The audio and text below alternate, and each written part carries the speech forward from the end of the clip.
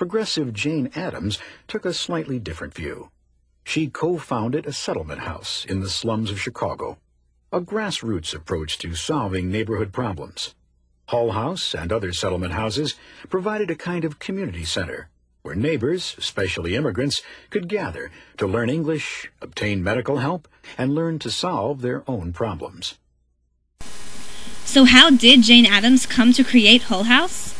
Even though her mother died when Addams was 3, her father instilled righteous values in her, including equality, democracy, and equal opportunity, and these values stuck with her through the rest of her life.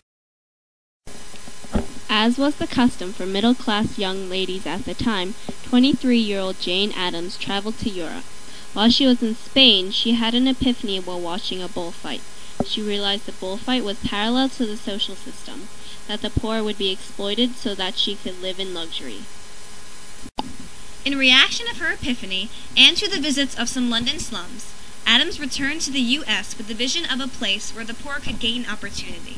So, she bought and renovated a rundown mansion in Chicago, and together with her friend Ellen Starr, Hull House opened its doors on September 8, 1889, in the middle of one of Chicago's worst immigrant slums. Hull House offered a tremendous variety of different services for the local poor. Hot lunches, child care services, English lessons, rooms for union meetings, tons of classes. Hull House offered it all. In its first year of running, Hull House served almost 50,000 people. Hull House received enormous praise, and Theodore Roosevelt even proclaimed Addams as America's most useful citizen. Addams was the backbone of the entire Hull House operation. She lived in the Hull House and was available for anyone's needs every hour of every day.